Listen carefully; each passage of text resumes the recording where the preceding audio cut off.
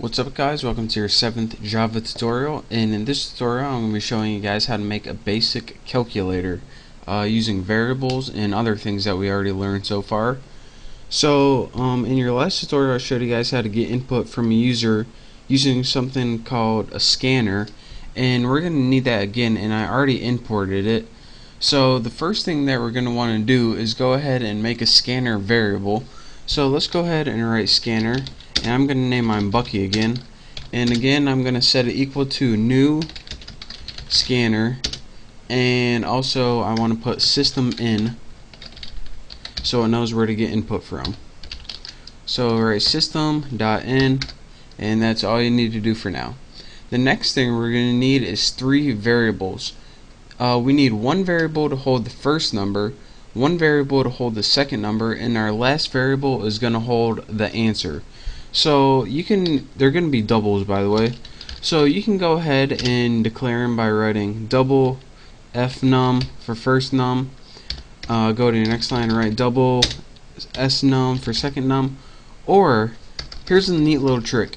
If you have many variables of the same type, and by type I mean double or int or something like that, since you have many double variables, you can write them all on the same line. It's a nice little shortcut.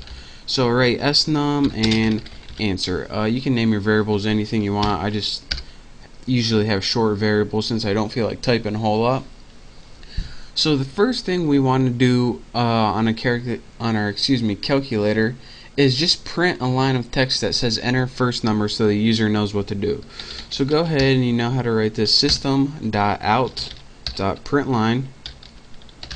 Println, and in your parameters just go ahead and write enter first num, and then put a little semicolon right there if you want.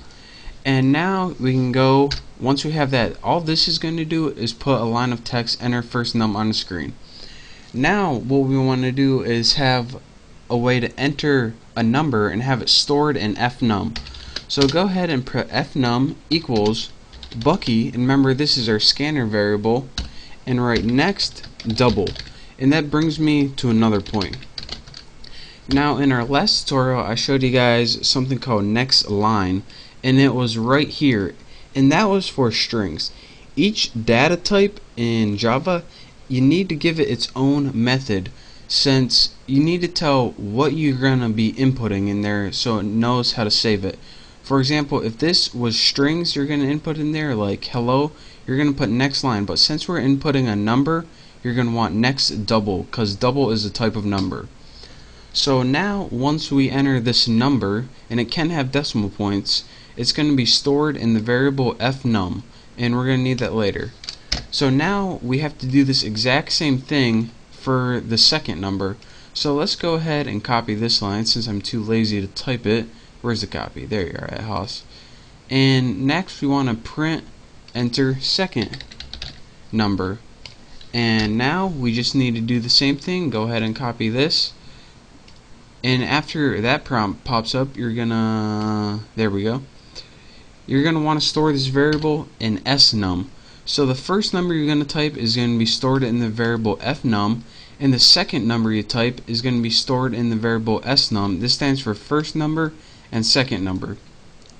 Now what we want to do to get that answer that we have those variables is just add them together.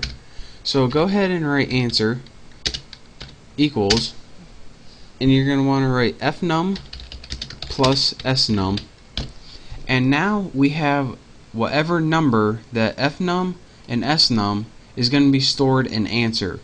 Now it's stored in there, but we need a way to output it to the screen to see what it was.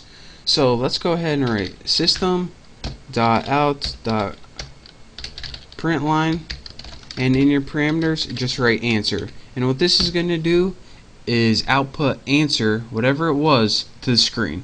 So go ahead and run this program, and hopefully I didn't get any errors. And here's our program right here. Enter first number. Let's do 34.6.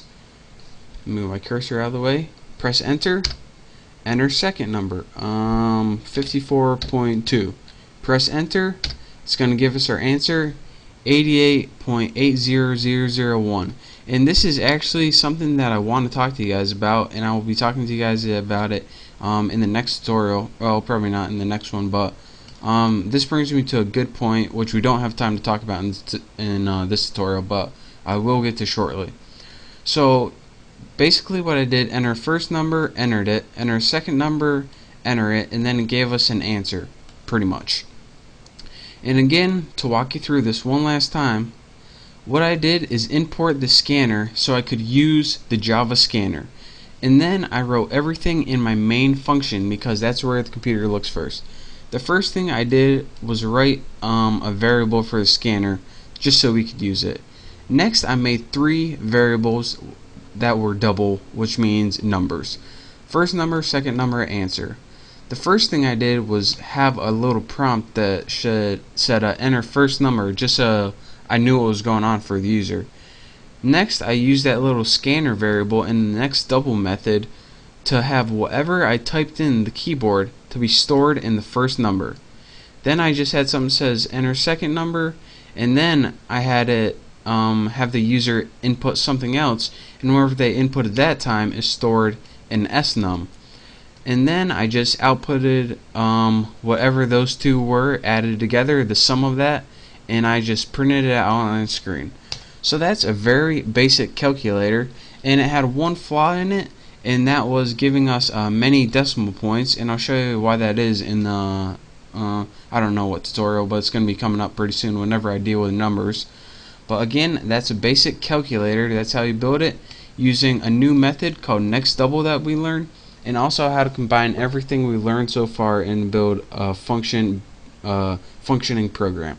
So again, practice this, get good with it, make sure you understand everything we did up to this point, and once you do, you're ready to move on to my next tutorial. So thank you guys for watching. Hopefully I see you next time, and don't forget to subscribe to my channel. So thank you, and I'll see you then.